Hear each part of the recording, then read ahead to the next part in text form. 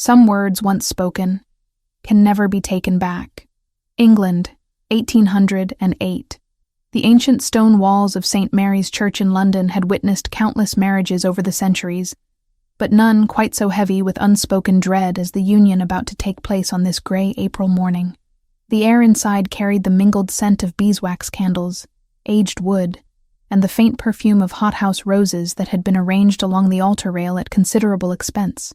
Light filtered through the stained glass windows, casting colored patterns across the assembled congregation, all dressed in their finest morning attire. Lady Georgiana Fairmont stood in the small anteroom adjacent to the main chapel, her gloved fingers clasped tightly before her as she studied her reflection in the modest-looking glass.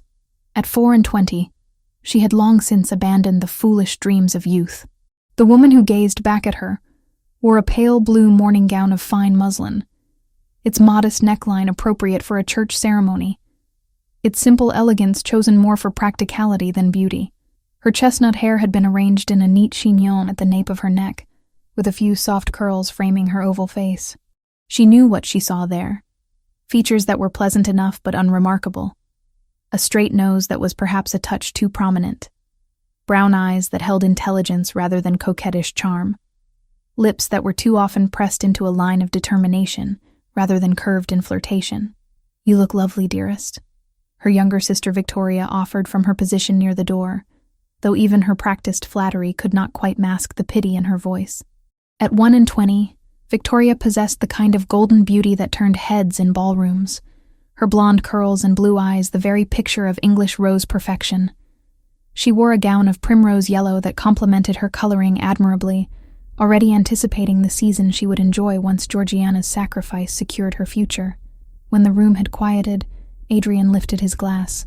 "I have long prided myself on discernment, yet on the very day of my marriage, I proved myself a blind and graceless fool.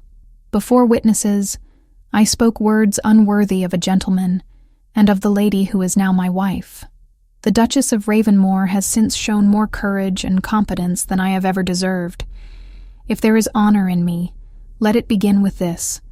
I beg her pardon, publicly and without reserve." He did not rest on apology. He set his seal to the school and infirmary endowments, granted the steward full charter, and fixed his visits by Eleanor's seasons. A murmur rippled through the company, not scandal, but a sober recognition. Georgiana did not incline her head. She met his gaze levelly, the quiet strength of a woman who had endured and prevailed. "Thank you, Victoria," Georgiana replied quietly, adjusting the simple pearl earrings that had belonged to her late mother. "Is father ready?" The Viscount Edmund Fairmont entered at that moment, his handsome features marred by the telltale signs of too many years devoted to cards and brandy. At 55, he retained the bearing of a gentleman, though his eyes held a desperate relief that made Georgiana's chest tighten. "The Duke has arrived," he announced, his voice carrying the forced joviality of a man who had narrowly escaped ruin. "Come, my dear. Let us not keep his grace waiting." Georgiana took her father's offered arm, feeling the slight tremor in his hand. This marriage would erase his gambling debts, restore the family name, and provide Victoria with the substantial dowry necessary to secure her own advantageous match. That was the bargain that had been struck, the price Georgiana had agreed to pay without complaint or protest. The church doors opened, and the assembled guests rose as one. Georgiana kept her gaze fixed ahead, refusing to acknowledge the curious stares and whispered comments that followed her progress down the aisle. She knew what they said, that the plain eldest daughter of the impoverished Fairmont family had somehow secured the most eligible bachelor in England through her father's desperate negotiations. The Duke of Ravenmore, whose wealth and title made him one of the most sought-after prizes in society, marrying a woman with neither beauty nor fortune to recommend her. Kent was profitable, newly acquired and well-kept. Devonshire was legacy. Ravenmore the principal seat, with obligations that could not be met from a London club. Adrian Montague stood at the altar, tall and imposing in his dark morning coat and pristine cravat. At 30 years of age, he embodied aristocratic perfection, his chestnut hair swept back from a face that might have been carved from marble, all sharp angles and classical proportions. His gray-blue eyes, cool and assessing, barely glanced at Georgiana as she took her place beside him. She could feel the rigid disapproval emanating from his frame, though his expression remained carefully neutral. The ceremony began with the familiar words from the Book of Common Prayer, the vicar's voice echoing through the stone chamber. Georgiana responded to each prompt with quiet clarity, her voice steady despite the hammering of her heart. Adrian's responses were equally measured, correct in every particular, devoid of any warmth. Then came the moment for the vows themselves. The vicar turned to Adrian first, asking if he would take Georgiana to be his wedded wife, to have and to hold from this day forward. Adrian's gaze swept over Georgiana then, truly looking at her for the first time since she had approached the altar. She saw his eyes trace her unremarkable features, saw the moment of assessment, the comparison to whatever ideal he had constructed in his mind. His jaw tightened almost imperceptibly. The pause stretched. The congregation held its collective breath. Georgiana felt heat rising to her cheeks, but kept her expression composed, her chin lifted with dignity she did not feel. Finally, Adrian spoke. But the words that came were not the simple affirmation the ceremony required. Instead, in a voice that carried clearly to the first 3 rows of pews, he murmured, "Too plain for a duchess." The words struck like a physical blow. Gasps rippled through the assembled guests. Georgiana felt the blood drain from her face, but years of training in deportment and self-control prevented her from flinching. She did not look away from Adrian's face, did not allow the tears that threatened to show themselves, did not give him or anyone else the satisfaction of seeing her crumble. The vicar cleared his throat awkwardly, uncertain how to proceed. Adrian, seeming to realize the enormity of what he had just done, quickly added the required, "I will," though the damage had been thoroughly done. When the vicar turned to Georgiana, asking for her consent, she answered clearly, "I will," her voice carrying a strength that surprised even herself. If Adrian Montague thought her plain, so be it. She would not be the one to break this contract, would not shame her family further by fleeing or refusing. The remainder of the ceremony proceeded with mechanical precision. Rings were exchanged, prayers were recited, and the vicar pronounced them man and wife before God and these witnesses. Adrian made no move to kiss his bride, and Georgiana did not expect one. They signed the register with hands that did not touch, witnessed by Victoria and Adrian's friend Lord Hampton, whose expression conveyed acute discomfort. The short journey from the church to Fairmont House for the wedding breakfast took place in Adrian's carriage, the first time they had been alone together. The silence between them was suffocating. Georgiana sat ramrod straight on one side of the carriage, Adrian on the other, both staring out opposite windows at the passing London streets. "I trust," Georgiana said finally, her voice low but steady, "that you will at least maintain the appearance of civility before our guests, Your Grace."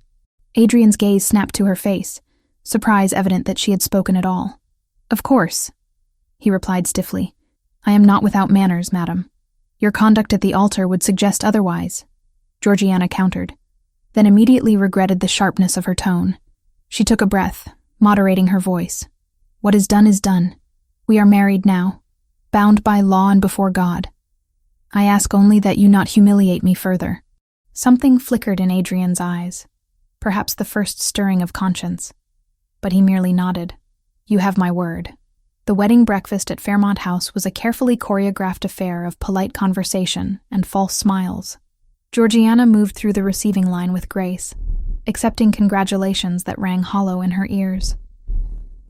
Victoria clung to her arm, whispering apologies that meant nothing, while their father toasted the happy couple with barely concealed triumph at his own salvation.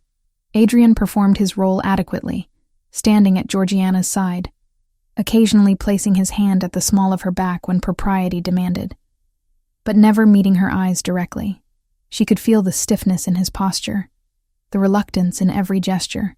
When Lady Pembroke, a notorious gossip, commented on what a handsome couple they made, Adrian's smile was so forced it resembled a grimace. As the afternoon wore on and guests began to depart, Georgiana felt a growing sense of dread about the evening to come. Society expected a wedding night, expected the consummation that would make this union truly binding. She had been prepared, in the abstract, for this duty. But the reality of sharing intimacy with a man who found her displeasing was almost more than she could bear to contemplate. When the last guest had finally departed, and the household began clearing away the remnants of the celebration, Adrian turned to her with an expression of resignation. "I have taken the liberty of arranging separate chambers for us at Ravenmore House," he said, his tone formal. "We shall depart within the hour. I trust you have prepared your things?" "Yes, Your Grace," Georgiana replied, grateful at least that they would not be spending their wedding night under her father's roof. The journey to Ravenmore House in Mayfair was mercifully brief. The Duke's London residence was a magnificent townhouse of pale stone, its windows gleaming in the fading afternoon light. Servants lined up to greet their new mistress, their expressions carefully neutral. Georgiana was shown to a suite of rooms that were elegant and impersonal, clearly prepared for a duchess but holding no warmth or welcome. As night fell and her maid helped her prepare for bed, Georgiana steeled herself for Adrian's arrival. But when the connecting door between their chambers finally opened, what followed was not romance or even courtesy. Adrian entered without knocking, still fully dressed, his expression distant. "I shall fulfill my obligation," he stated flatly. Nothing more. And so he did, with a clinical efficiency that made Georgiana feel more like a transaction than a wife. There were no tender words, no gentle touches, nothing but the mechanical completion of a duty. When it was over, Adrian rose immediately, adjusted his clothing, and moved toward the door without a backward glance. "Your Grace," Georgiana called out, pulling the bedclothes around herself. "Will you not stay?" He paused at the threshold, his hand on the door frame. "I see no reason to prolong this discomfort for either of us, madam. Good night." The door closed behind him with a soft click that sounded to Georgiana like a prison door locking. She lay alone in the darkness of her marriage bed, staring at the canopy above her, and made a decision. She would not weep. She would not rage. She would not allow Adrian Montague's cruelty to define her existence. If he found her too plain to be a proper duchess, she would prove him wrong in every way that mattered.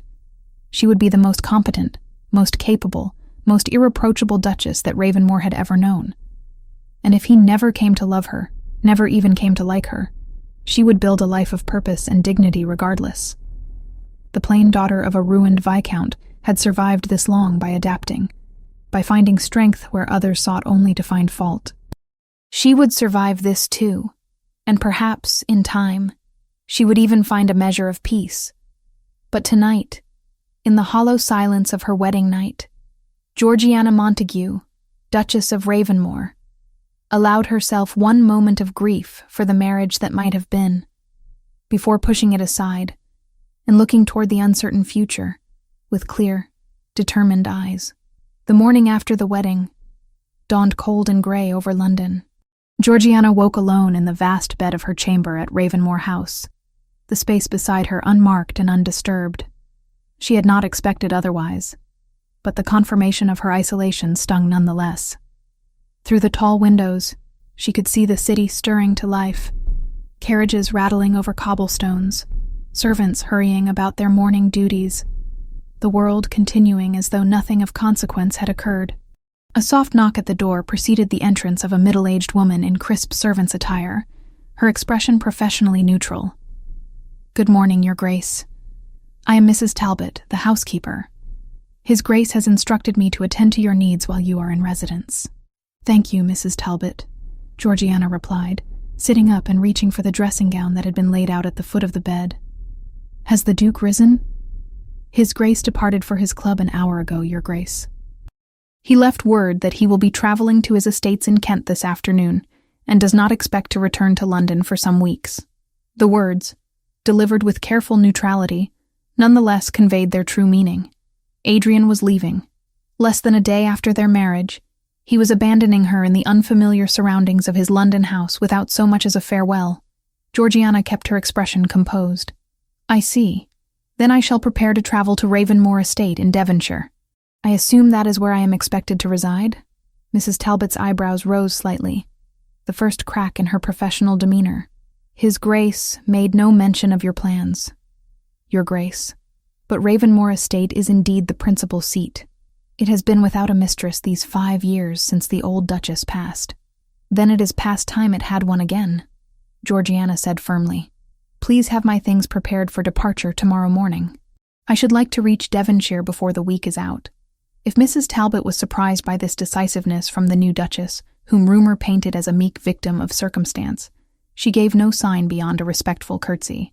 Very good, Your Grace. Shall I have breakfast brought to your chamber? No, thank you. I shall take it in the morning room if one exists.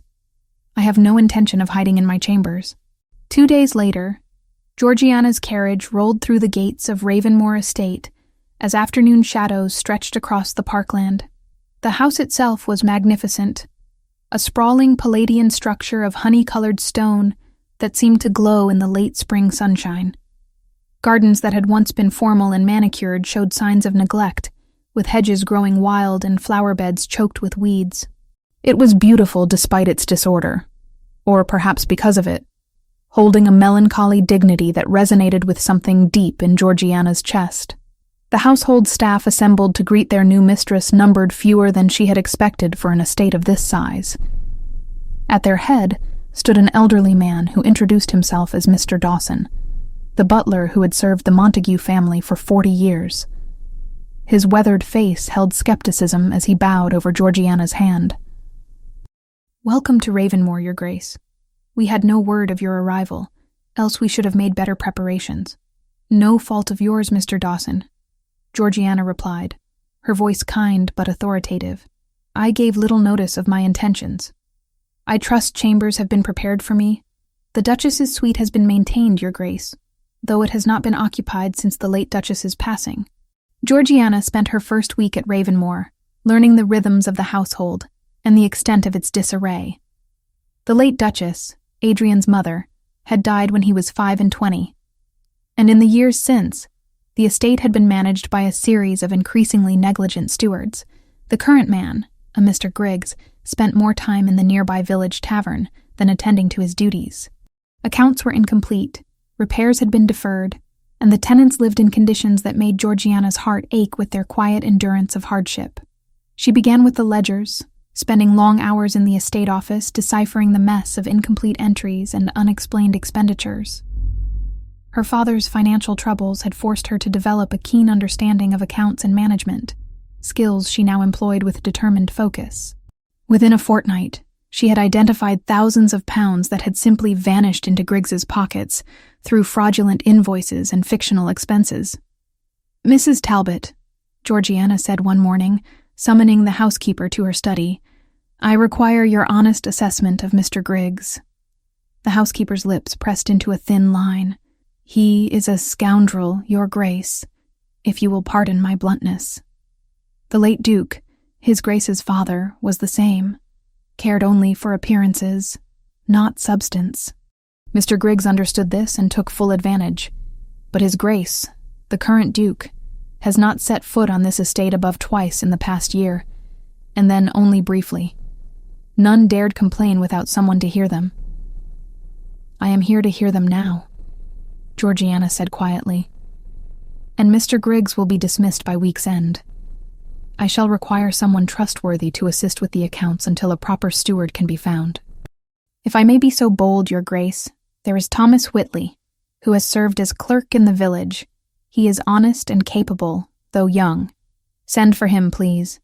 And Mrs. Talbot, I should like to visit the tenants' cottages, tomorrow, if weather permits. The visit to the tenants revealed conditions worse than the ledgers had suggested.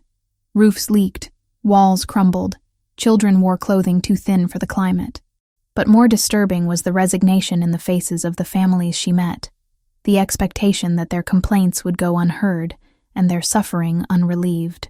Things will change, Georgiana promised an elderly woman whose cottage roof had collapsed partially into the living quarters. You have my word. Repairs will begin this week. Begging Your Grace's pardon, the woman said quietly, but we have heard such promises before. Then I shall prove myself different through actions, not words, Georgiana replied. And she did.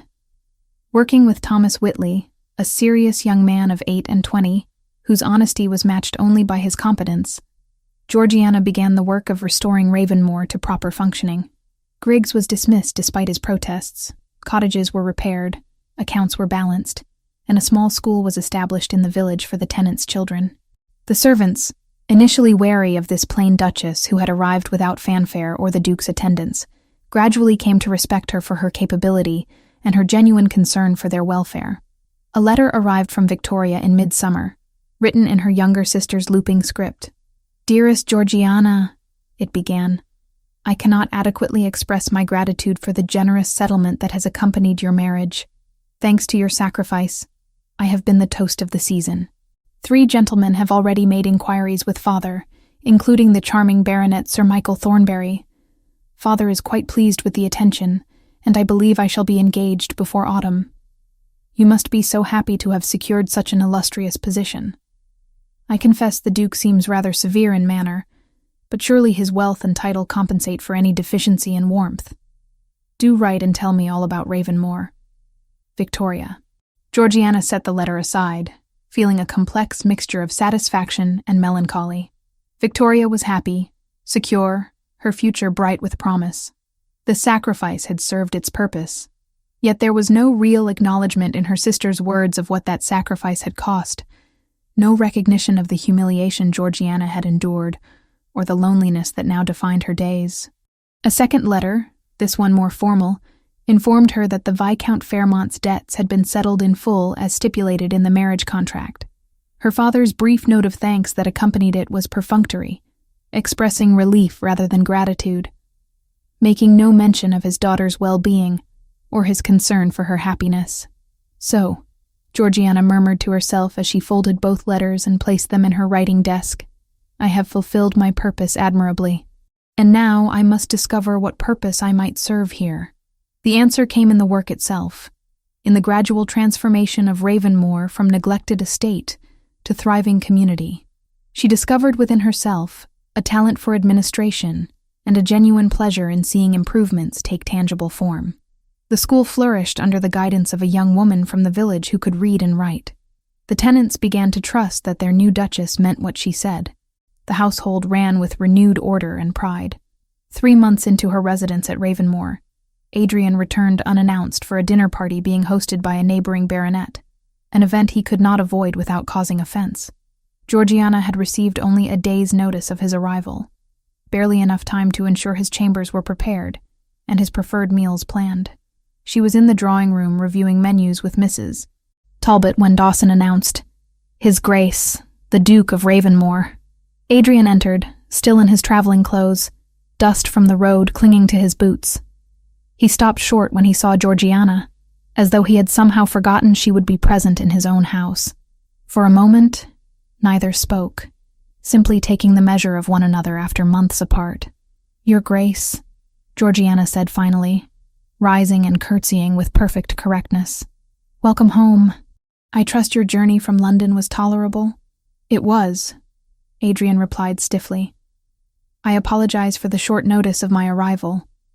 The Havisham dinner is tomorrow evening, and I thought it best to rest here rather than impose on their household."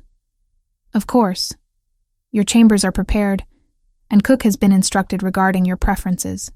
Adrian's gaze moved around the drawing room, taking in the fresh flowers in the vases, the newly polished silver, the overall air of careful maintenance.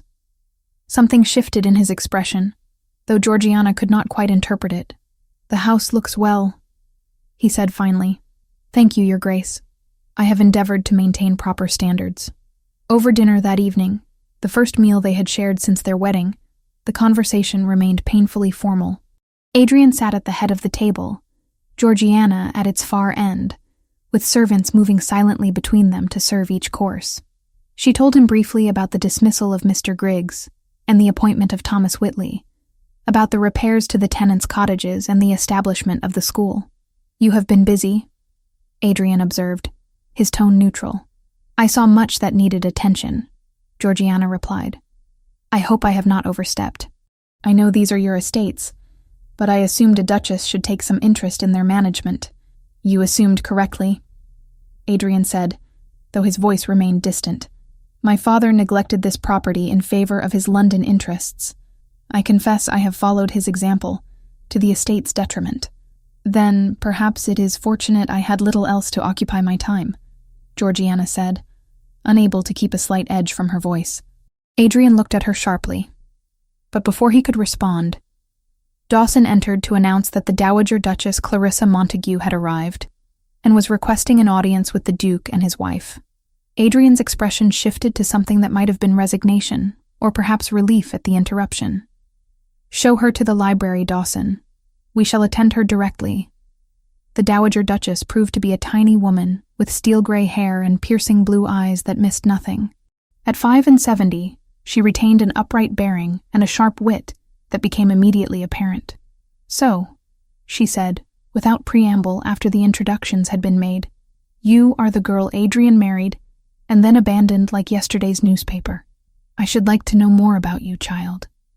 Adrian, pour me some sherry and then sit down and be quiet.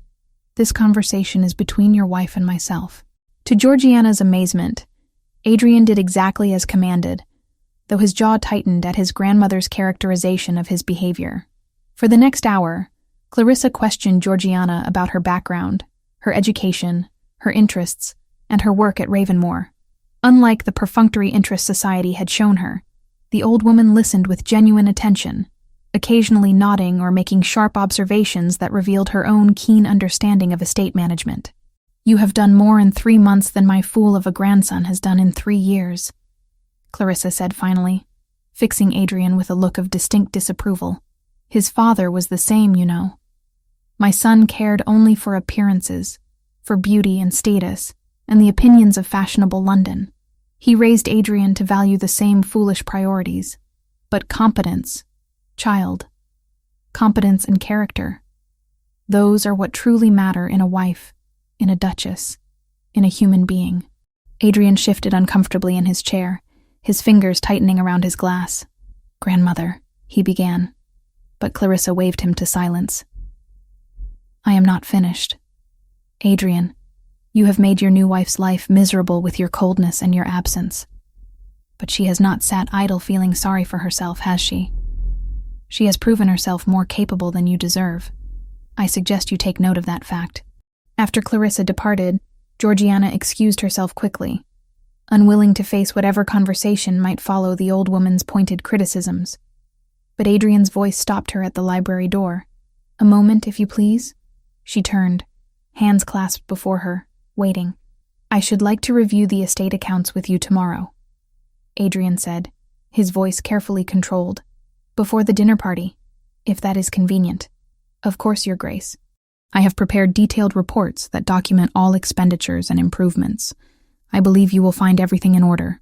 The following morning, they sat across from each other in the estate office, as Georgiana presented ledger after ledger, explaining her decisions, showing the cost savings achieved, the increased productivity from tenants who no longer feared unfair treatment. Adrian listened without interrupting, his expression unreadable, occasionally making notes or asking for clarification on specific points. When she finished, he sat back in his chair, studying her with an intensity that made her uncomfortable. "This is exceptional work," he said finally. "The improvements you have documented would take most stewards years to achieve, yet you have done it in a matter of months." "I had strong motivation," Georgiana replied quietly, "and little else to occupy my time." Something that might have been guilt flickered across Adrian's features, but he did not apologize or explain. Instead, he merely nodded, gathered the ledgers and left the room, leaving Georgiana alone with the hollow satisfaction of having earned his intellectual respect, if nothing more. Spring arrived in London with the kind of brilliant clarity that made the city's grime less noticeable and its society more eager to display itself. The season of 1809 promised to be particularly glittering, with debutantes fresh from their country estates, gentlemen returned from the continent, and the usual round of balls, music halls, and assemblies that defined aristocratic life. For Georgiana, it marked her first appearance in London society as the Duchess of Ravenmore, a prospect she faced with considerably less enthusiasm than dread. Adrian had returned to Ravenmore in late March with instructions that they would remove to London for the season. His announcement was delivered over breakfast with the same cool formality that characterized all their interactions, as though he were informing a household servant of a change in routine, rather than discussing plans with his wife. "We shall depart on Monday," he said. not looking up from his correspondence.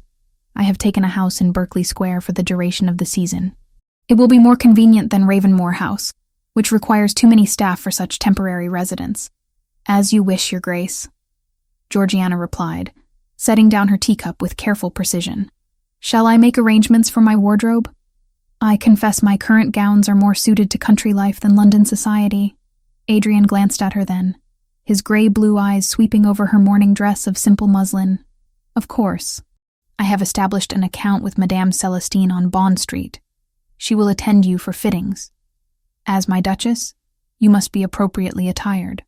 The unspoken end of that sentence hung between them, even if she could never be appropriately beautiful. London in full season assaulted the senses. The Berkeley Square house was elegant and well-appointed, its drawing rooms decorated in the height of fashion, its servants numerous and efficient. Georgiana spent her first week enduring endless fittings, as Madame Celestine created a wardrobe suitable for a duchess, though even the modiste's considerable skill could only enhance, never transform. "Your Grace has an elegant figure," Madame Celestine said diplomatically, as she pinned a gown of pale green silk. "These simpler styles suit you admirably. Classic rather than fashionable, if I may be so bold." Classic rather than fashionable, Georgiana thought wryly. Another way of saying plain rather than pretty. The first ball of the season was held at Devonshire House, a glittering affair attended by everyone of consequence. Georgiana descended the grand staircase on Adrian's arm, acutely conscious of the moment when conversation faltered, and heads turned to observe the Duke of Ravenmore and his new Duchess. She heard the whispers, could read the expressions that ranged from curiosity to pity to barely concealed mockery. "Is that really the Duchess of Ravenmore? I heard he called her plain at the very altar. Poor creature.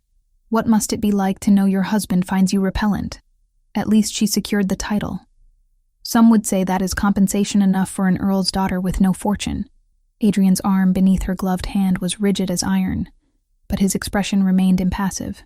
He led her through the receiving line, made the appropriate introductions, and then, duty discharged, abandoned her to the company of other matrons, while he joined a group of gentlemen near the card-room. Georgiana found herself standing alone near a pillar, watching the dancers swirl past in a kaleidoscope of color and movement. She recognized no one, and no one approached her, as though she carried some contagion that might spread through casual conversation. "Georgiana?" A familiar voice broke through her isolation. "Georgiana, is that truly you?"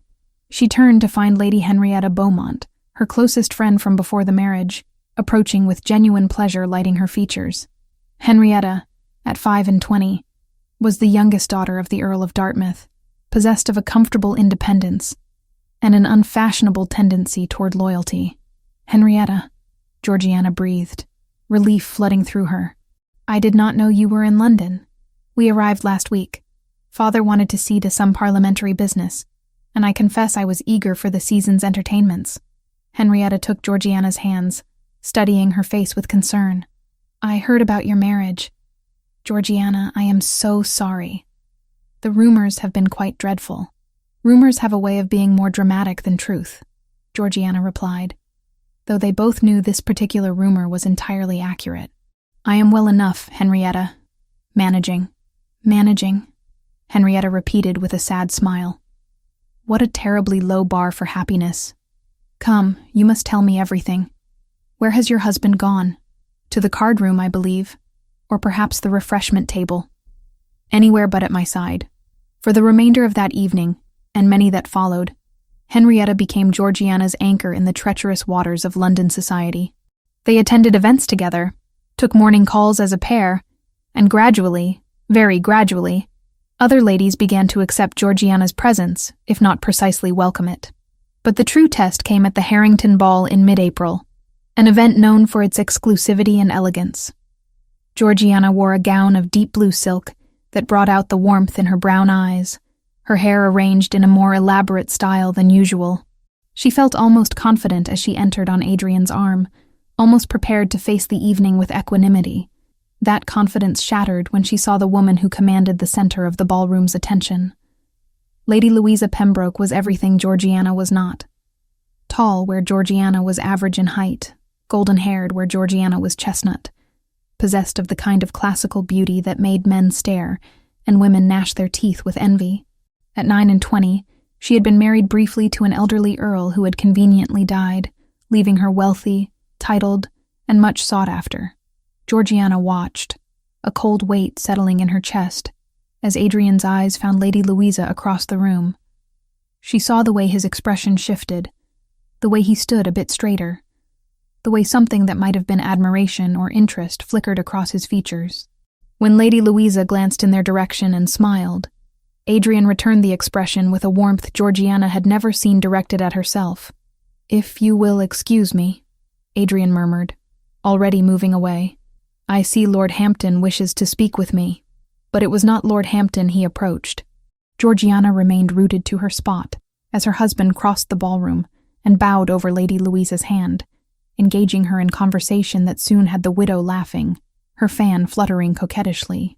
Adrian stood close, attentive in a way that made the contrast to his treatment of Georgiana painfully clear. "He is a fool," Henrietta said quietly at her elbow. "An absolute fool." "He is my husband," Georgiana replied, her voice carefully neutral despite the pain that lanced through her chest.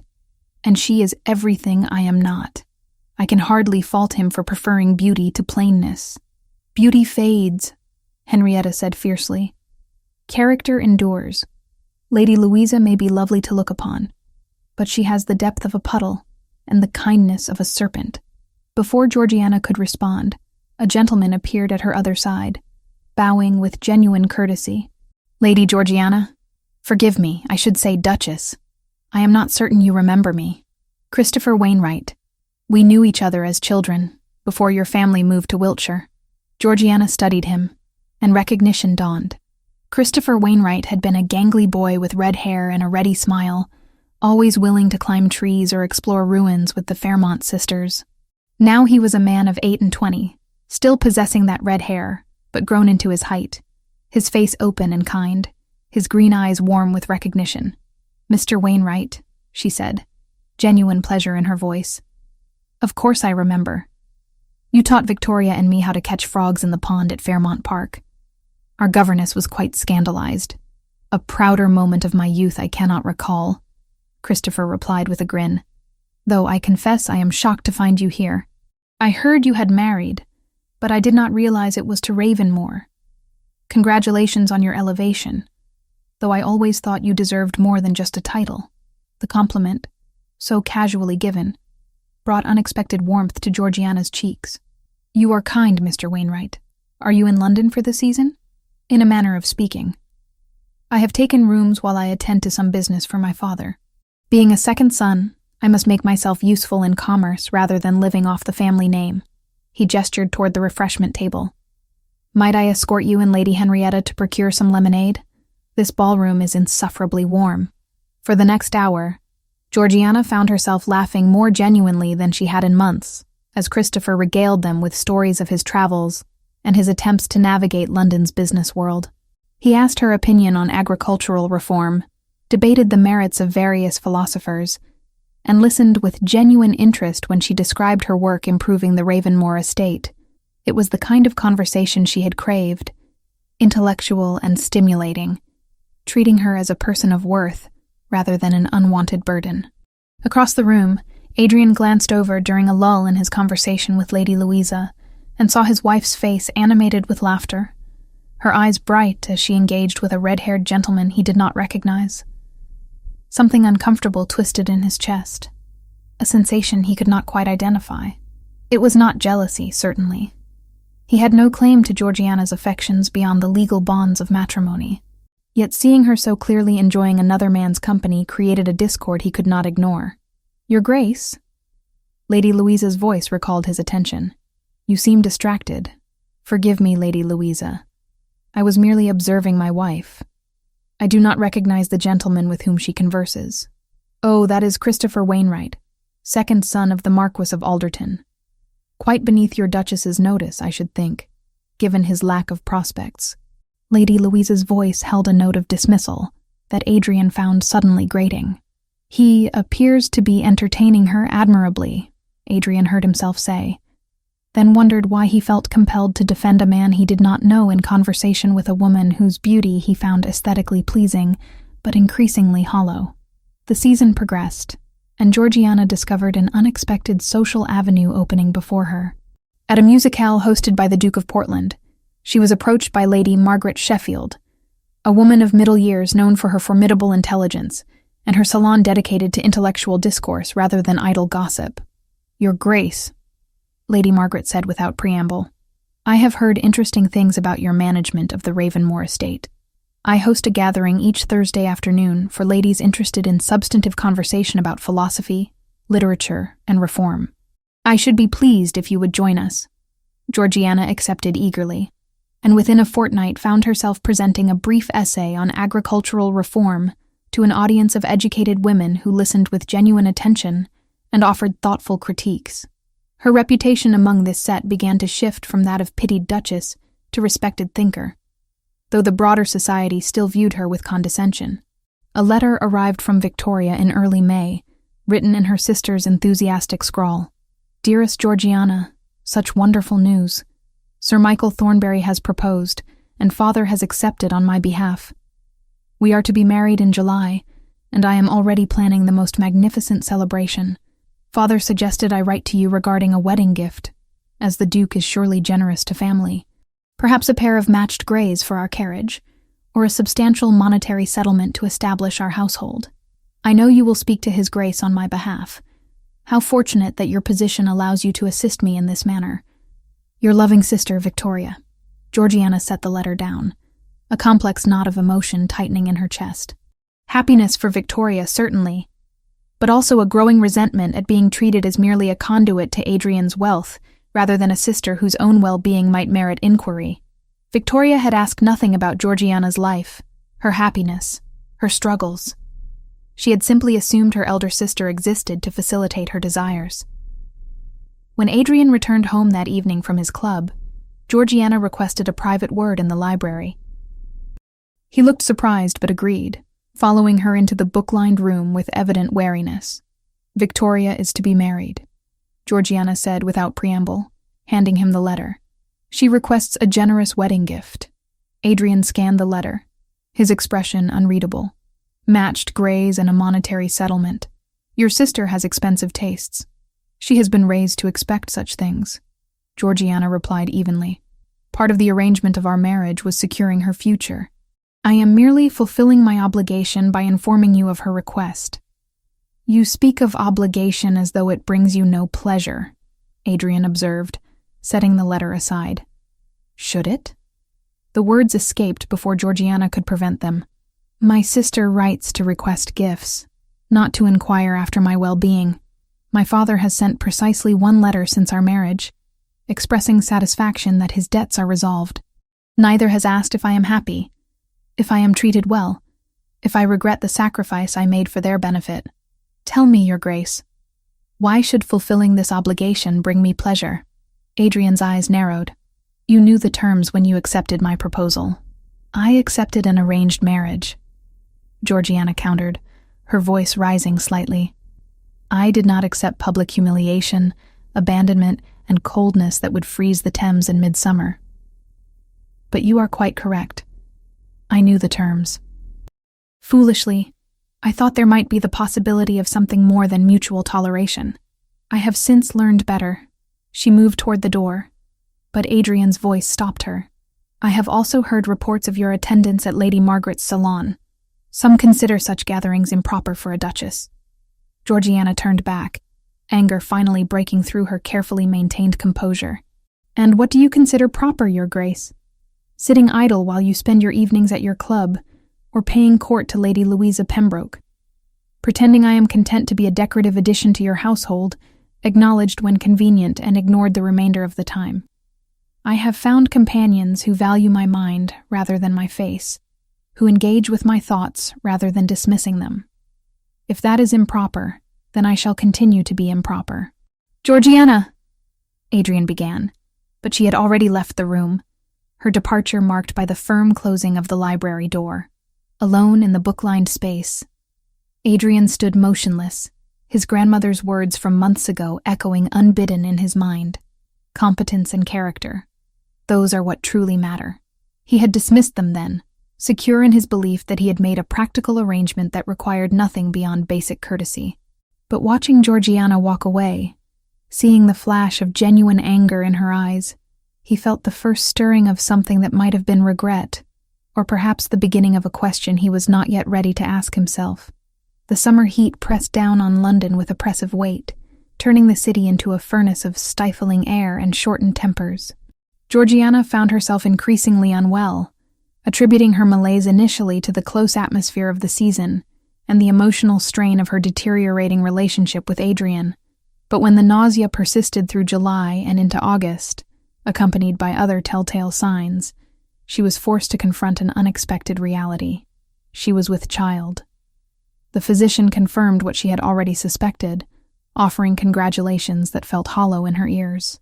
A child should have been a blessing, a joy to be shared between husband and wife. Instead, Georgiana felt only a complex mixture of apprehension and determination. This child would be the heir Adrian needed, the continuation of his line that society demanded. Perhaps it would finally give her a purpose in his life beyond being an inconvenient obligation. She wrote to Adrian, who had departed for his estate in Kent 3 days prior without informing her of his departure. The letter was brief and factual. Your Grace, I write to inform you that the physician has confirmed I am with child. The confinement is expected in late December. I trust this news meets with your approval. Georgiana. His response arrived a week later, equally brief. Duchess, I am pleased to learn of this development. I shall make arrangements to return to London when your confinement draws near. Until then, I trust you will take every precaution with your health. The continuance of the Ravenmoor line is of paramount importance. Adrian. Not a word of concern for her well-being. Not a question about her health beyond its relevance to producing his heir. Georgiana folded the letter carefully and placed it in her writing desk, next to Victoria's request for wedding gifts and her father's perfunctory thanks. A collection of correspondences that demonstrated precisely how much she meant to those who should have valued her most. As autumn arrived and London society dispersed to country estates for the shooting season, Georgiana found herself unexpectedly grateful to return to Ravenmoor in Devonshire. The estate had become more her home than any place she had known, and the familiar faces of the servants and tenants offered a comfort that London's glittering ballrooms never had. The pregnancy proved difficult from the outset. Georgiana suffered debilitating nausea that left her weak and unable to keep food down for days at a time. The physician prescribed bed rest, which she followed reluctantly, chafing at the enforced inactivity. Her one consolation came in the form of the Dowager Duchess Clarissa, who arrived uninvited in October and announced her intention to remain until after the confinement. Someone must ensure you are properly cared for, Clarissa declared, settling herself into the best guest chamber with the authority of someone accustomed to being obeyed. My grandson is too foolish to recognize his responsibilities, so I shall undertake them myself. The old woman proved to be surprisingly good company. She read aloud from the latest novels, engaged Georgiana in spirited debates about politics and philosophy, and spoke with refreshing candor about Adrian's failures as a husband. His father was precisely the same, Clarissa said one afternoon as they sat together in Georgiana's sitting room, the November rain beating against the windows. My son married for beauty and birth, never once considering whether his wife possessed the character necessary for true partnership. Poor Eleanor, Adrian's mother, was lovely to look upon but fragile in spirit. She withered under my son's cold attention, much as you are withering under Adrian's neglect. I am not withering, Georgiana protested weakly, though even she could hear the lack of conviction in her voice. No, Clarissa raised an eyebrow. You are carrying his child, enduring a difficult pregnancy alone, and he has not so much as written to inquire after your health beyond that first formal note. If you are not withering, child, you possess a stronger constitution than most. He will come when the time approaches, Georgiana said, though she was not certain she believed it. He will come because duty demands it, Clarissa corrected. Not because he cares, not because he worries, but because it would look improper if he failed to attend the birth of his heir. I love my grandson, Georgiana, but I am not blind to his faults. He has been raised to value all the wrong things, and I fear it may take something catastrophic to teach him otherwise. Adrian finally returned in early December, precisely 3 weeks before the physician predicted her confinement would begin. He arrived without warning, his carriage clattering into the courtyard on a bitterly cold afternoon. Georgiana, who had been attempting to walk the corridors for exercise despite her physician's disapproval, was caught by surprise when Dawson announced his arrival. "Your Grace is here?" she repeated, one hand pressed to the small of her aching back. "I received no word of his coming. Nevertheless, he is here, Your Grace, and requests an audience in the library." Georgiana found Adrian standing by the fireplace, still in his traveling clothes, staring into the flames.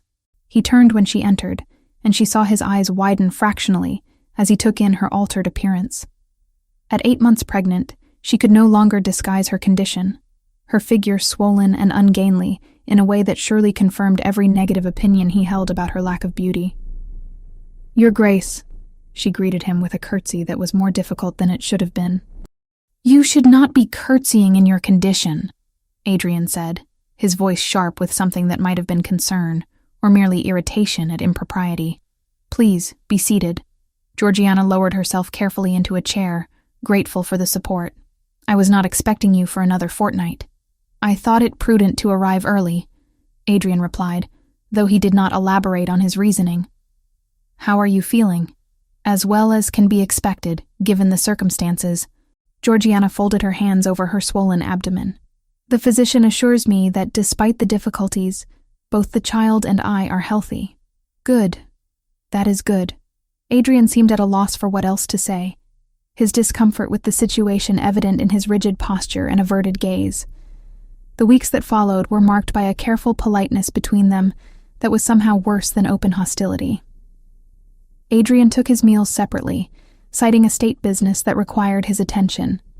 He inquired after Georgiana's health each morning, with the same formulaic courtesy one might extend to a valued but distant acquaintance. At night, she could sometimes hear him pacing in the room adjacent to hers, and wondered what kept him wakeful. The pains began on a frigid December night, 3 days earlier than the physician had predicted. Georgiana woke to a cramping sensation that intensified with frightening rapidity. Mrs. Talbot, who had been sleeping in the adjoining dressing room, immediately sent for the physician and the midwife, then went to inform the Duke. What followed were hours of agony that blurred together in Georgiana's memory.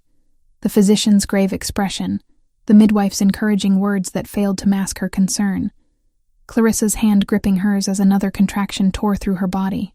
At some point, she heard voices outside her chamber door, heard the physician's somber tones as he spoke to someone in the corridor. "The labor is not progressing as it should. There are complications. I cannot guarantee the outcome for either mother or child." Adrian's voice responded, though Georgiana could not make out the words through the fog of pain and exhaustion.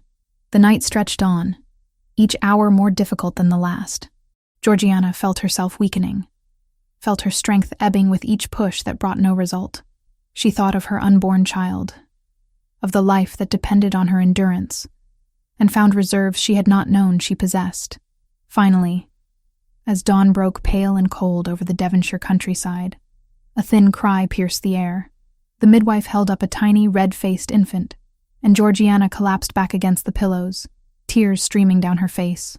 "A daughter, Your Grace," the midwife announced. "Small, but healthy. A beautiful little girl. A daughter." Not the son Adrian surely wanted.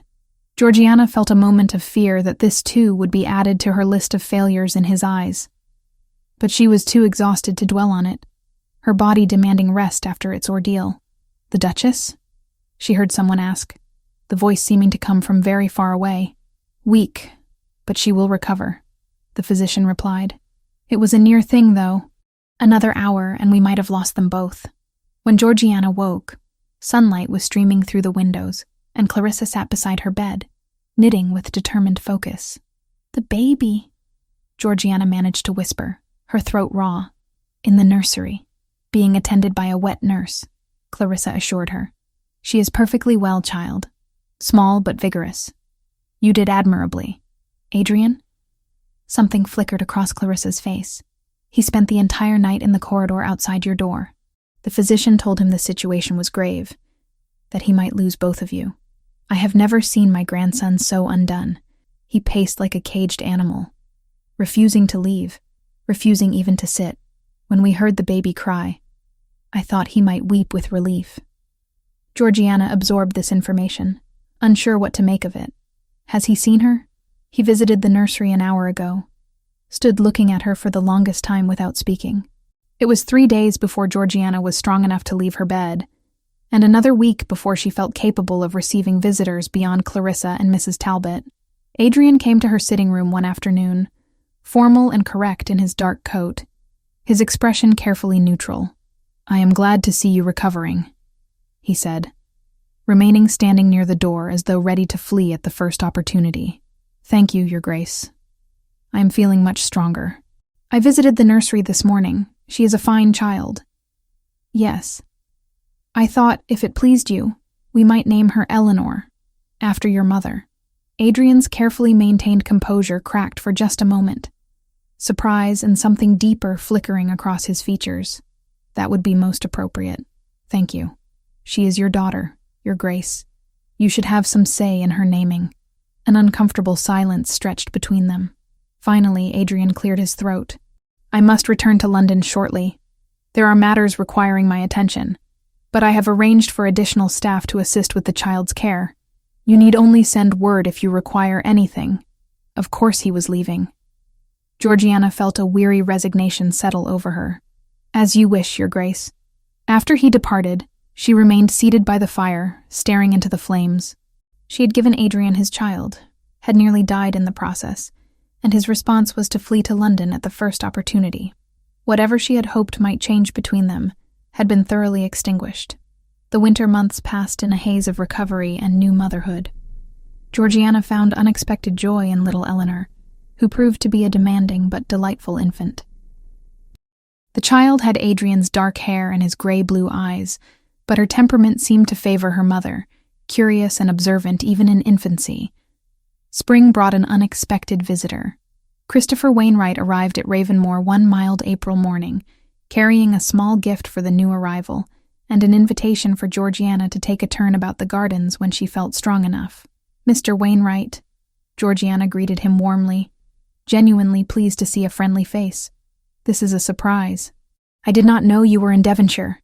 I am staying with my uncle at Thornbury Hall, just 10 miles distant," Christopher explained. "I heard about the birth and wished to offer my congratulations. I hope I am not intruding." "Not at all. Your timing is perfect. I was just preparing to take Eleanor for some air. Would you care to join us?" They walked through the gardens, which were beginning to show the first signs of spring growth, with Eleanor bundled in Georgiana's arms. Christopher entertained them with stories of his travels and business ventures, asking thoughtful questions about the estate and listening with genuine interest to Georgiana's answers. It was the kind of easy, comfortable companionship she had missed desperately during her long isolation. They had paused beside the rose garden, Christopher bending to examine the new growth on the bushes, while Georgiana pointed out her plans for expansion, when a voice interrupted them. "I was not aware we were expecting guests." Georgiana turned to find Adrian standing on the terrace, his expression thunderous despite his carefully controlled tone. She had not known he was at Ravenmoor, had received no word of his return from London. "Your Grace," she said, surprised. "Mr. Wainwright was kind enough to call with a gift for Eleanor. We were merely taking the air." Adrian's gaze moved from Georgiana to Christopher, to the baby in her arms, his jaw tightening almost imperceptibly. "Mr. Wainwright, I trust your visit has been satisfactory." There was ice in his voice, a clear dismissal. Christopher, no fool, immediately bowed to Georgiana. "I should not overstay my welcome. Duchess, thank you for your hospitality. Perhaps I might call again when it is more convenient?" "You are always welcome here, Mr. Wainwright," Georgiana said firmly, though she saw the muscle jump in Adrian's jaw at her words. After Christopher had departed, Adrian descended from the terrace and approached Georgiana with measured steps. "It is not appropriate for you to receive gentlemen callers in my absence. Mr. Wainwright is an old friend," Georgiana replied, her own temper beginning to rise. "His visit was entirely proper and in full view of the household. Or do you suggest that new mothers should be imprisoned without company?" I suggest that a duchess should be mindful of her reputation and that of her husband, Adrian countered coldly. Strange, Georgiana said, shifting Eleanor's weight in her arms. You have shown little concern for our shared reputation in the year of our marriage. You have publicly ignored me, abandoned me, left me to face society's censure alone. But the moment an old friend shows me kindness, suddenly you are concerned with propriety? That is different. How? Georgiana demanded. How is it different, Your Grace? Because you are the Duke and can do as you please, while I must remain silent and grateful for any crumb of attention you deign to show me. Adrian's hands clenched at his sides. You go too far, madam. I do not go nearly far enough, Georgiana replied, exhaustion and pent-up frustration finally breaking through her careful control. I have given you everything required of me. I have managed your estate, borne your child, maintained your household, all while you have made it abundantly clear that you find my presence burdensome. Perhaps it would be better for both of us if we formalized what has been our practice. I will remain here at Ravenmoor with Eleanor, and you may live as you please in London. Adrian stared at her, something flickering in his eyes that might have been shock, or perhaps even hurt. You wish to live separately? I wish for many things, Your Grace, that I have learned I will never have. But yes, a formal separation of households seems the most honest arrangement for a marriage that exists only on paper. For a long moment, Adrian said nothing. Then he nodded stiffly. If that is what you desire, I will not stand in your way. I shall make the necessary arrangements. As he walked away, his shoulders rigid with some emotion Georgiana could not identify. She felt both relief and a hollow ache she refused to acknowledge as grief. Eleanor stirred in her arms, making the small sounds that preceded crying, and Georgiana held her daughter close, finding comfort in the warm weight of the one good thing her marriage had produced. The arrangement, once formalized, became the pattern of their existence. Adrian departed for London within the week, leaving behind detailed instructions for financial matters and a formal schedule of visitation. He would return to Ravenmoor 3 times annually to see his daughter, at midsummer, at Christmas, and at Easter. Each visit would last no more than a fortnight. The efficiency of the arrangement was matched only by its emotional emptiness. Georgiana found, to her surprise, that she did not mourn Adrian's absence, as she might have expected. Instead, she felt a curious sense of liberation. Without the constant weight of his disapproval and indifference pressing upon her, she discovered reserves of energy and purpose she had not known she possessed. Eleanor grew from infant to curious child during those 2 years, her development a source of constant wonder to Georgiana. By her first birthday, she was walking unsteadily about the nursery, babbling in a language only she understood. By 18 months, she had begun forming words, and by 2 years of age, she possessed a vocabulary that astonished everyone who encountered her. She had inherited her father's dark hair and penetrating gray-blue eyes, but her temperament was entirely her own. Inquisitive, determined, affectionate, Georgiana spent her days divided between Eleanor and the estate. The hospital she had established in the village flourished under the care of a retired army surgeon who had settled in the area. She implemented a program of small loans for tenant farmers who wished to improve their holdings, and was gratified to see the investments pay dividends in increased productivity and prosperity. The school grew from a single room to 3, with additional teachers hired to accommodate the growing number of students. The servants no longer regarded her with wariness, but with genuine affection and respect. Mrs. Talbot had become a trusted confidant. Dawson treated her with grandfatherly approval, and even the youngest kitchen maid would smile and curtsy with evident pleasure when the Duchess passed through. Christopher Wainwright maintained his friendship through regular correspondence. His letters arrived monthly, filled with observations about London society, questions about agricultural innovations, and gentle humor that never failed to lift Georgiana's spirits. She wrote back with equal regularity, sharing her successes and frustrations with the estate, describing Eleanor's latest achievements, and engaging in the kind of intellectual discourse she had always craved. There was nothing improper in their exchanges, nothing that could not have been read aloud in any drawing room, but they provided Georgiana with a connection to a world beyond Ravenmoor's boundaries. Adrian's visits followed the prescribed pattern with mechanical precision. He would arrive on the appointed day, spend formal time with Eleanor in the nursery, review estate accounts with Thomas Whitley, and maintain polite but distant interactions with Georgiana.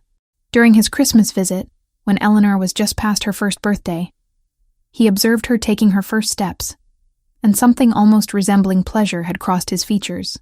But he spoke little, praised less, and departed on schedule without extending his stay even a single day. Each visit brought home to Adrian the uncomfortable reality that Ravenmore had never run more smoothly. The tenants had never been more content, and Eleanor had never lacked for maternal devotion. The servants spoke of the Duchess with warmth and admiration. The tenants petitioned to name the new village square after her, and his daughter clearly adored her mother with uncomplicated joy. All of this should have pleased him. Instead, it created a growing disquiet he could not quite name. London, by contrast, felt increasingly hollow. Adrian maintained his club memberships, attended the necessary social functions, managed his investments with his usual competence, but the activities that had once occupied him now seemed pointless. Beautiful women at balls no longer captured his attention as they once had. Their conversation, which he had previously found adequate if not stimulating, now struck him as vapid. He found himself comparing them to Georgiana unfavorably, and wondered when his plain wife had become the standard against which others were measured. His visits to his grandmother became more frequent. Clarissa never failed to inquire after Georgiana and Eleanor, and never failed to point out Adrian's failures as a husband and father. Her criticisms grew less subtle with each visit. "You are wasting your life in this city," she told him one autumn afternoon in her Mayfair townhouse. "While your wife builds something of value in Devonshire, you chase shadows and call it society. I have responsibilities here," Adrian replied defensively. "Responsibilities," Clarissa scoffed. "You have habits, not responsibilities. When did you last do something that mattered, Adrian? When did you last feel anything beyond mild satisfaction or mild dissatisfaction?" He had no answer for her. In May of 1811, Victoria married Sir Michael Thornbury in a lavish ceremony at St. George's, Hanover Square. Adrian and Georgiana were both in attendance, though they arrived separately, and maintained the fiction of a marriage that existed in name only. It was the first time they had seen each other in 9 months. Adrian barely recognized his wife when she entered the church. Georgiana wore a gown of deep rose silk that brought warmth to her complexion, her hair arranged in a style that was both elegant and becoming. But it was not her appearance that struck him, though she looked undeniably well. It was the way she carried herself, the confidence in her bearing, the ease with which she moved through the assembled guests. Men whose opinions Adrian respected approached her with genuine pleasure, engaging her in conversation that clearly interested them. Women who had once dismissed her now sought her company. Victoria, radiant in her wedding finery, embraced her sister with enthusiasm. "Dearest Georgiana, I am so grateful for all you have done. The settlement the Duke provided was most generous." Then, without waiting for a response, she turned immediately to Adrian. "Your Grace, how wonderful that you could attend. You must tell me all about London. I hear Lady Pemberton's ball last month was absolutely spectacular." Adrian watched Georgiana's expression as Victoria chattered on about London society, without once inquiring about her sister's life at Ravenmore, or asking after Eleanor. He saw the flicker of resignation in Georgiana's eyes, the way she smiled and murmured appropriate responses, while clearly recognizing that she had become merely a means to an end for the sister she had sacrificed so much to help. Throughout the wedding breakfast, Adrian found himself watching Georgiana more than was entirely proper. She spoke with Christopher Wainwright, who had apparently maintained his acquaintance, and the easy warmth between them created an uncomfortable tightness in Adrian's chest that he refused to identify as jealousy. She conversed with the Earl of Dartmouth about parliamentary reform, demonstrating a knowledge of politics that impressed even that astute gentleman. She held court, in her quiet way, among people who valued substance over superficial charm. Adrian realized with uncomfortable clarity that Georgiana had somehow become admirable in her own right, quite separate from her role as his Duchess. More unsettling still, he recognized that he envied those who received her genuine smiles and engaged conversation. privileges he had long since forfeited through his own coldness. The disquiet that had been growing in him intensified after Victoria's wedding.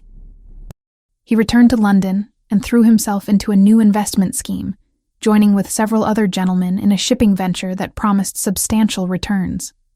For months, everything proceeded according to plan. Then, in the autumn of 1812, news arrived that 3 of their ships had been lost in a storm, and the entire enterprise teetered on the edge of collapse. Adrian's fellow investors panicked, proposing increasingly desperate measures to salvage what they could. But Adrian, remembering Georgiana's facility with accounts and estate management, did something he had never done before. He swallowed his pride and wrote to his wife, enclosing detailed information about the investments and asking for her analysis. Her response arrived within a week, and Adrian opened it with trepidation. What he found was a masterwork of financial reasoning.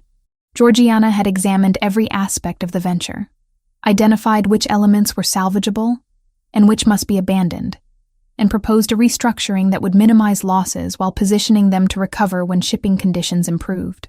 Her analysis was clear, thorough, and brilliant in its understanding of both immediate concerns and long-term strategy. Adrian followed her recommendations precisely. Within months, it became clear that her advice had saved him and his fellow investors from catastrophic loss. What might have bankrupted lesser men became instead a manageable setback, followed by eventual recovery. He wrote to thank her, a brief note that expressed appreciation for her assistance. But even as he sealed the letter, Adrian found himself troubled by a question that would not leave him in peace. Why had he spent years valuing beauty and charm in other women, when his own wife possessed a capability and intelligence that far exceeded such superficial qualities? And more disturbingly, what did it say about him that he had failed to recognize her worth until now? In Devonshire, Georgiana read Adrian's thank you note with mixed feelings. She was glad her advice had proven useful, satisfied that her abilities had been demonstrated in a way even Adrian could not dismiss. But the brevity of his gratitude, the continued formality of their separation, reminded her that intellectual respect was not the same as genuine partnership, and that her husband, for all his title and wealth, remained as distant from her as he had been on their wedding day. The winter of 1812 arrived with unusual severity, coating Devonshire in layers of ice and snow that transformed Ravenmoor Estate into a landscape of crystalline beauty. Adrian had not intended to return for Christmas, citing pressing business in London that required his attention. But Clarissa, exercising the prerogative of age and family connection, had written to inform him that she was hosting a gathering of neighboring families at Ravenmoor, and his presence was not requested, but commanded.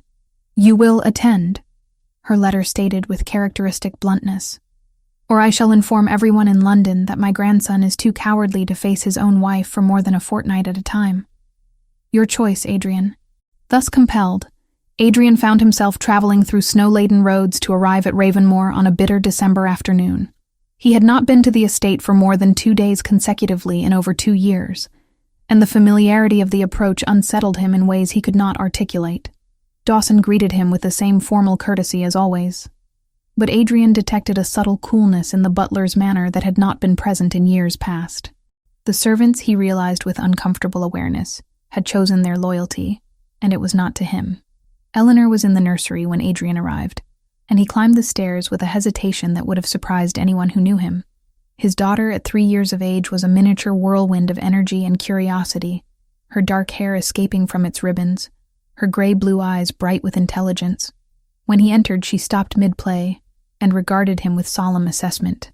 "You are Papa," she said finally, as though confirming a fact she had learned from books rather than experience. "I am," Adrian replied, kneeling to bring himself to her level. "And you have grown considerably since I last saw you." Eleanor considered this. "Mama says I am getting tall. She says I shall be as tall as you someday. But I do not think that is possible because you are very tall indeed. Your mama is wise," Adrian said, feeling an unfamiliar tightness in his chest. "What were you playing? Building a castle? But it keeps falling down because the blocks are not balanced properly." She frowned at the offending structure with an expression so reminiscent of Georgiana's thoughtful concentration that Adrian felt another uncomfortable pang. "May I help?" he asked, and was rewarded with a cautious nod. They spent the next hour constructing and reconstructing Eleanor's castle, and Adrian discovered that his daughter possessed both her mother's intelligence and a surprisingly stubborn determination. When the structure finally stood complete, Eleanor clapped her hands with delight and then, with unself-conscious affection, climbed into Adrian's lap to admire their work.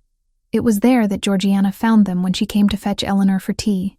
She stopped in the doorway, surprise evident on her features, and Adrian felt suddenly, inexplicably ashamed to be caught in this moment of paternal tenderness, as though it revealed a vulnerability he had no right to display. "Your Grace," Georgiana said quietly, "I did not realize you had arrived." "An hour passed," Adrian replied, gently disentangling himself from Eleanor's embrace and standing. "I was becoming acquainted with our daughter." "Our daughter knows you well enough from the miniature in the drawing room," Georgiana said, and though her tone was even, Adrian heard the implicit criticism. "Eleanor, come. It is time for tea."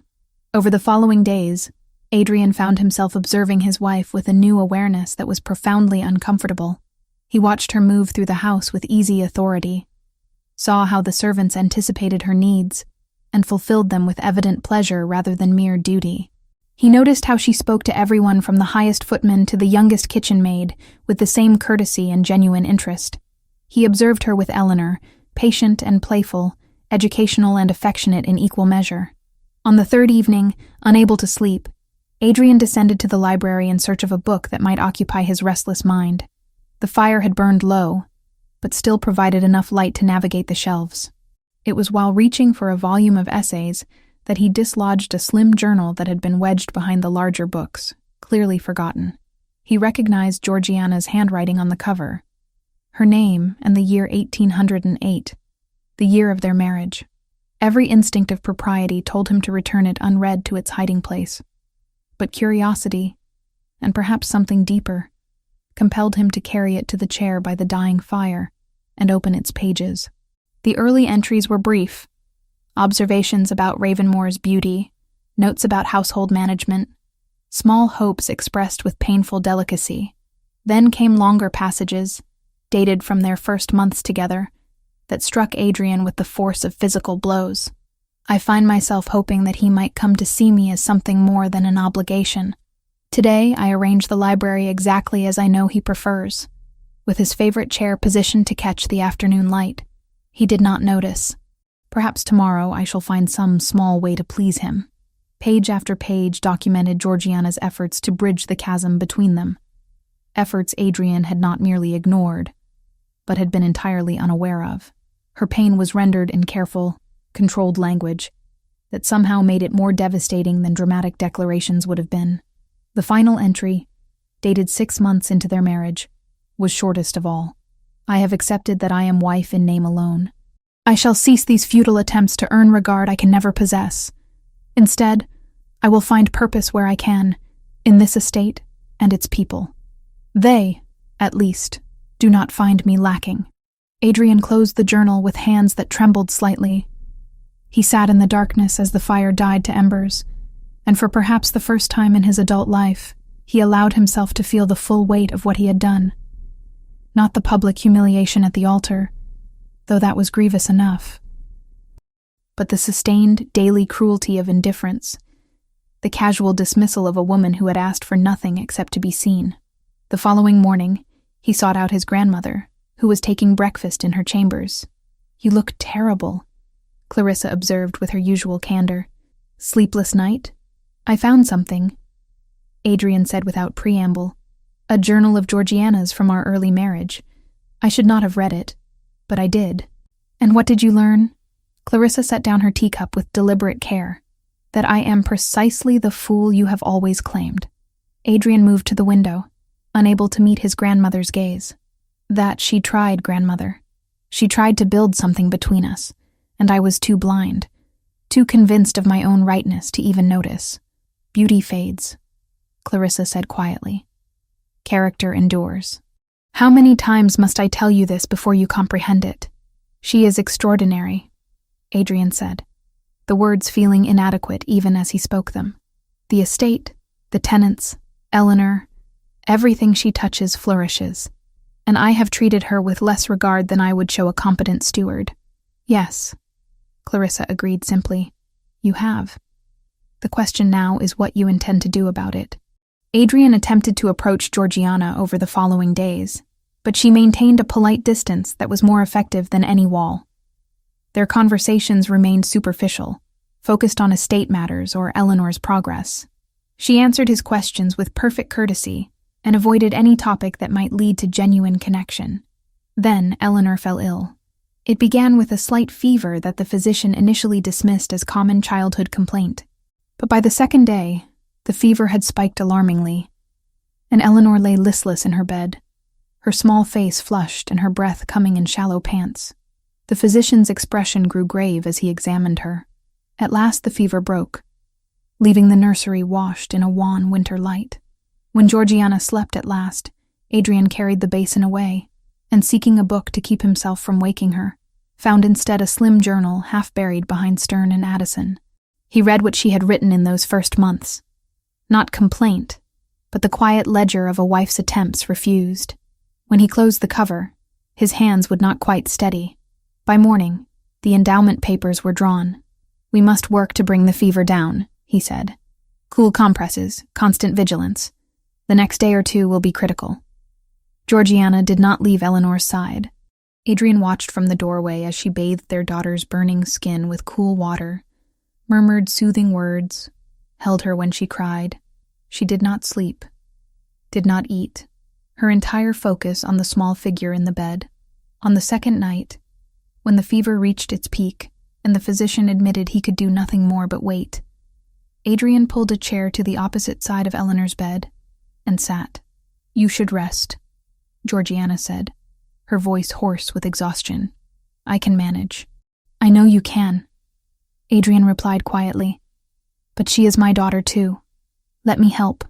Through that long night, they worked in silent partnership, changing compresses, administering the physician's remedies, taking turns holding Eleanor when she grew restless.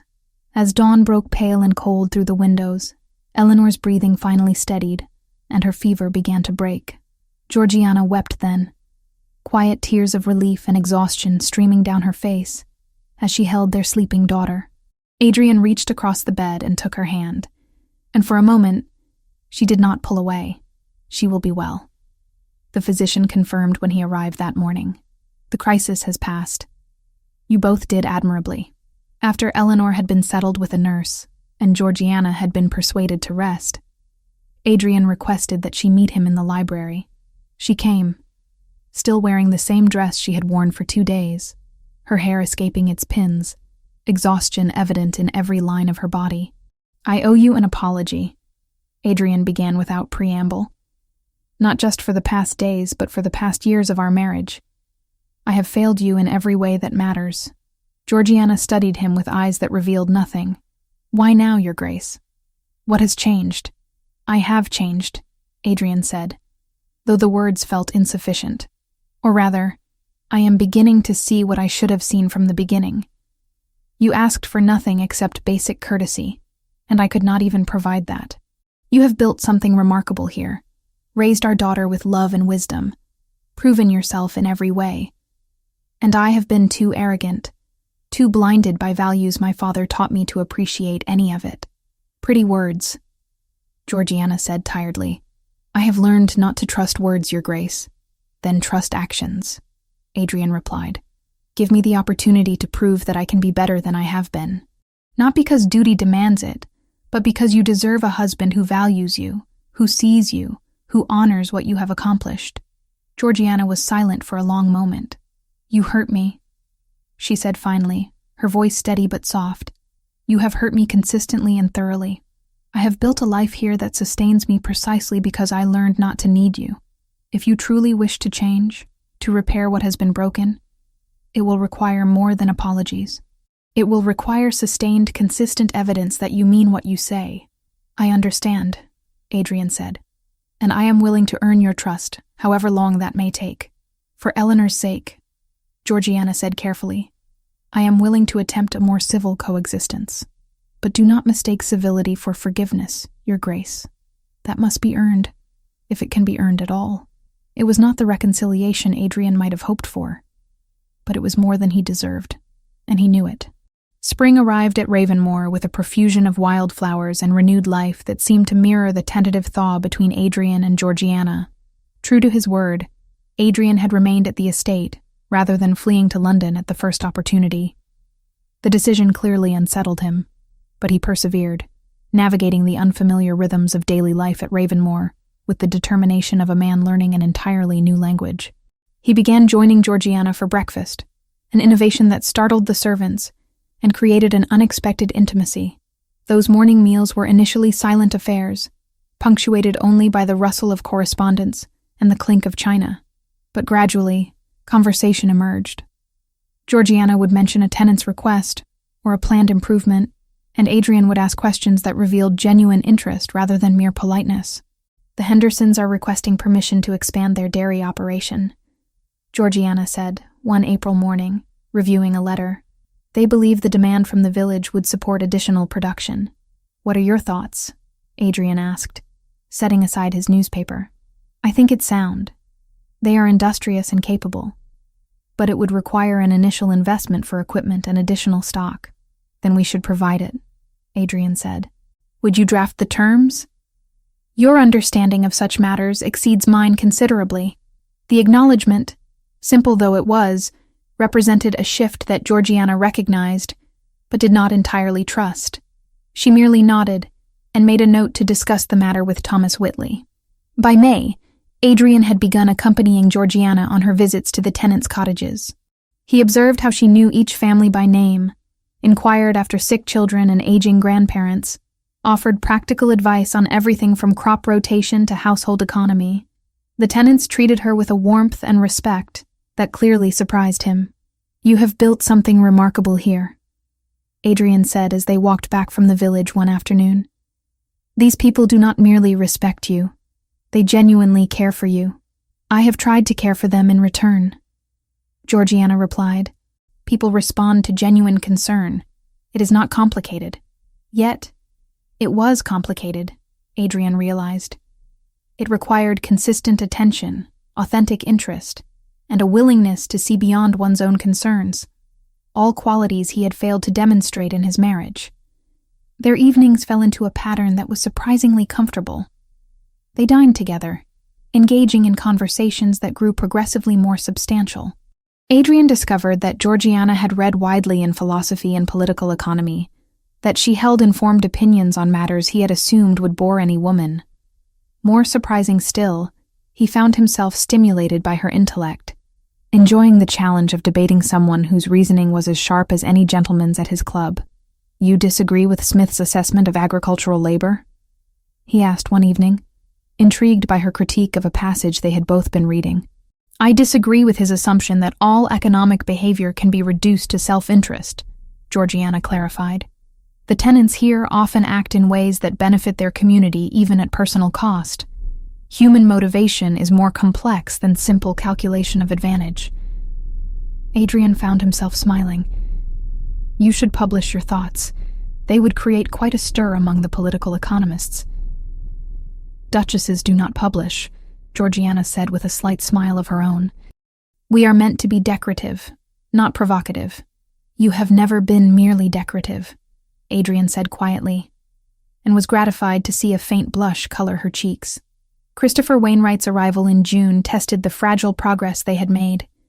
He appeared one morning unannounced, bringing gifts for Eleanor and an easy familiarity with Georgiana that made Adrian's chest tighten uncomfortably. Watching them together in the drawing room, seeing the way Christopher made Georgiana laugh with genuine pleasure, Adrian experienced a jealousy that was entirely different from his earlier possessiveness. This was not about ownership, but recognition of potential loss. He found Christopher later in the library, where the younger man was examining Adrian's collection of agricultural texts. "Mr. Wainwright," Adrian said, closing the door behind him. "Might we speak frankly?" Christopher turned, his expression cautious but composed. "Of course, Your Grace. You care for my wife," Adrian stated without preamble. "I do," Christopher admitted without hesitation. "I have cared for Georgiana since we were children. I admire her intelligence, her compassion, her strength of character. But I also respect her marriage vows and her integrity. I would never act dishonorably toward her, nor would she welcome such advances. Yet you maintain your correspondence. As a friend, Christopher replied firmly. Nothing more, though I will not pretend I would not wish for more had circumstances been different. But they are not different. Georgiana is your wife, and she takes her commitments seriously, even when others do not extend her the same courtesy. The rebuke, though gently delivered, struck home. Adrian nodded slowly. I have failed her grievously. Yes, Christopher agreed. You have. The question is whether you intend to continue failing her, or whether you will finally become the husband she deserves. After Christopher departed, Adrian stood in the library for a long time, contemplating what it meant that other men valued what he had dismissed. Georgiana could have encouraged Christopher's affections, could have sought comfort in his obvious devotion. That she had not spoke to a character that Adrian was only beginning to fully appreciate. In August, Georgiana hosted a dinner for neighboring families. The first such entertainment since Adrian's extended residence began. He watched her move through the role of hostess with a grace that had nothing to do with physical beauty, and everything to do with genuine warmth and careful attention to her guests' comfort. Lord Pemberton, a neighbor whose estate adjoined theirs, engaged her in detailed conversation about parliamentary reform. Lady Thornbury sought her advice on establishing a school in her own village. Even the younger guests gravitated toward her, drawn by her ability to converse without condescension. Adrian felt something unfamiliar stirring in his chest. Pride. Not the pride of possession, but genuine admiration for his wife's accomplishments and character. When Lord Pemberton commented on how fortunate Adrian was to have such a capable duchess, Adrian found himself agreeing with complete sincerity. Indeed, I am more fortunate than I deserve, Adrian replied, his gaze finding Georgiana across the room. September brought cooler weather and longer walks through Ravenmoor's extensive grounds. One afternoon, as they strolled through the gardens where autumn roses still bloomed, Georgiana mentioned her desire to expand the village school. The current building can barely accommodate the students we have, she explained. I would like to construct an addition, perhaps hire another teacher for the older children. Some show real promise and could benefit from more advanced instruction. Then we shall do it, Adrian said immediately. I should like to be involved in the planning, if you would permit it. Education has become a topic of considerable interest to me lately. Georgiana glanced at him with surprise. Truly? You wish to be involved? Very much so. You have built something extraordinary here, Georgiana. I would be honored to contribute to its continuation. They paused beside a stone bench, and Adrian found himself reaching for her hand before conscious thought could intervene. She did not pull away, though neither did she return the pressure of his fingers. It was progress, however small, and Adrian recognized it as such. Thank you, Georgiana said softly. Your support would be welcome. A letter arrived in October from Viscount Fairmont, and Adrian intercepted it before it could reach Georgiana. The content was predictable. More gambling debts, more desperate pleas for assistance, more demands couched as paternal privilege. Adrian read it with growing anger, not at the request itself, but at the years of exploitation it represented. Without consulting Georgiana, Adrian traveled to London. He met with the Viscount's creditors, paid the most pressing debts, and then arranged for a small property in the country to be purchased and placed in trust. It would generate modest income, enough to live on if managed properly, but structured so that Fairmont could not gamble it away or demand its sale. When he returned to Ravenmoor and informed Georgiana of what he had done, she studied him with an expression he could not quite read. You did not need to do that, she said finally. Yes, I did, Adrian replied. Not for your father, who has taken advantage of you for years without gratitude or concern for your welfare, but for you, so that you need never again sacrifice your own peace for his poor choices. Georgiana's eyes glistened slightly. That is perhaps the kindest thing you have ever done for me.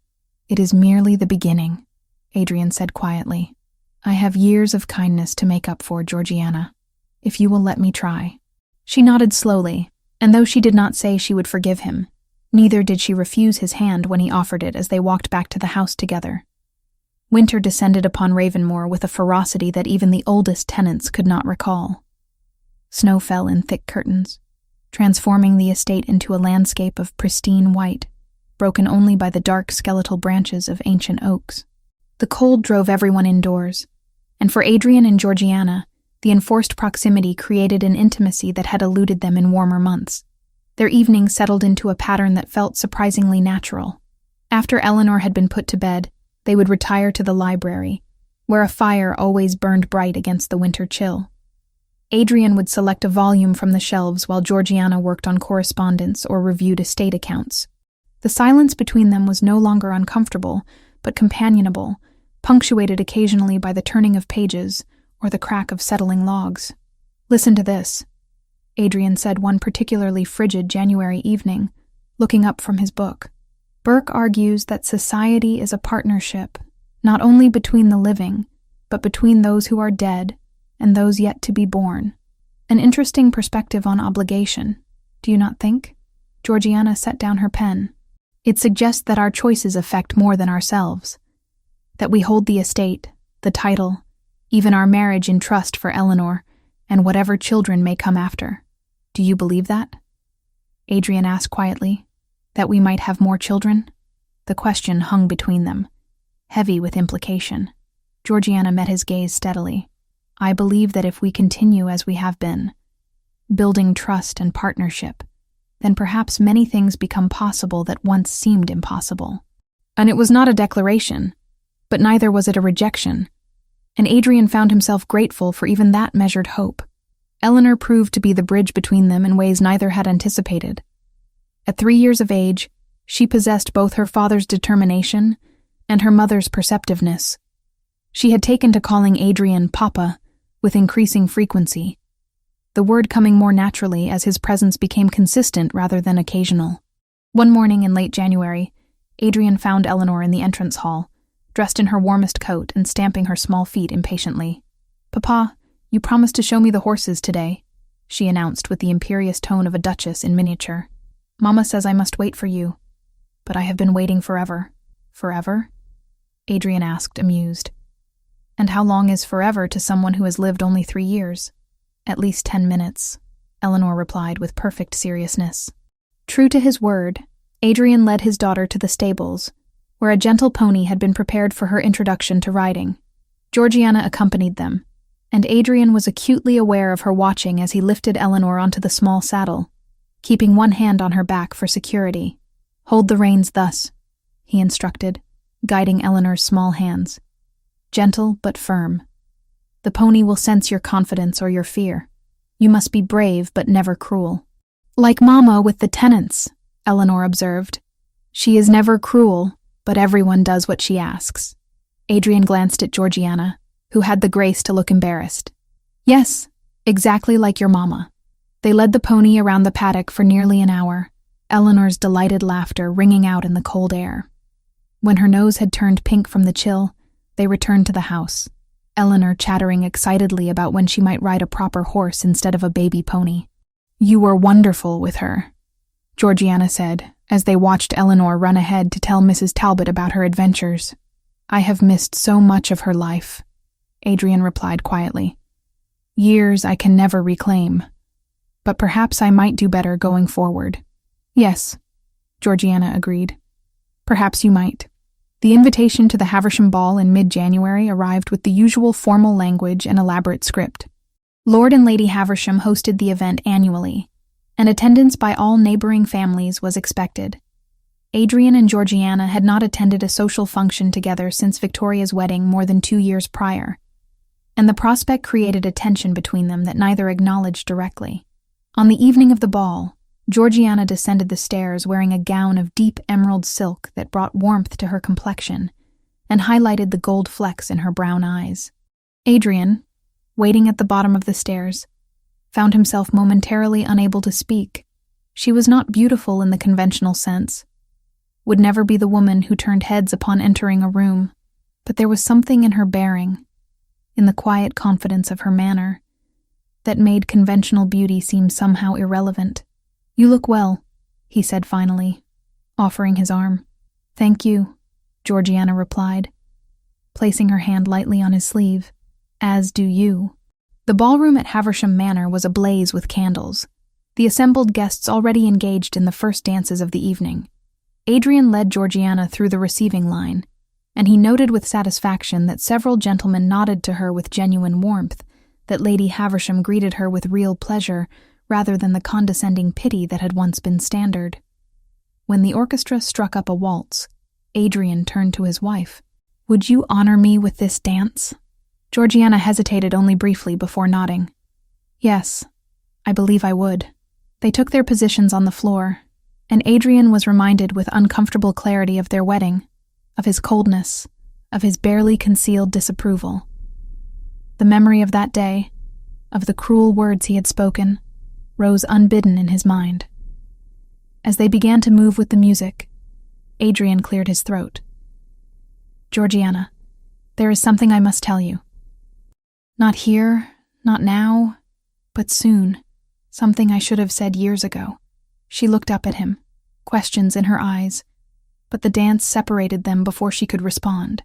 When they came together again, Adrian found the words lodged in his throat, inadequate to the magnitude of what he owed her. "Whatever it is," Georgiana said softly, "I will listen when you are ready." February brought a storm of unprecedented violence. The wind howled around Ravenmoor's ancient walls, driving snow and sleet with force enough to shatter windows.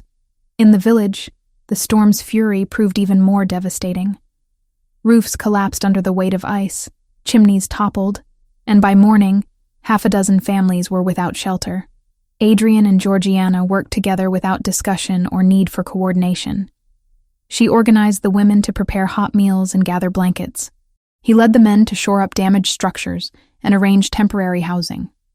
For 3 days they barely slept, moving between the manor and the village, ensuring no one suffered from exposure or want. On the 3rd night, as the storm finally exhausted itself, they found themselves alone in the estate office, reviewing the costs of repairs and the supplies that would be needed. Both were covered in dust and grime, exhausted beyond measure, but there was a satisfaction in what they had accomplished together. "We work well as a team," Adrian observed, setting down his pen. "Yes," Georgiana agreed. "We do." "I have been a fool," Adrian said suddenly, the words emerging with the force of something long dammed up. 5 years ago, I stood at the altar and spoke words that have haunted every day of our marriage since. I called you plain, Georgiana. I dismissed you as unworthy before I knew anything of your character, your intelligence, your extraordinary capacity for compassion and leadership. Georgiana remained still, listening, her expression carefully neutral. I was raised to value beauty above substance, appearance above character. Adrian continued. My father drilled into me that a duke must marry someone who reflected the greatness of his position, as though greatness could be measured in the symmetry of features or the gold of hair.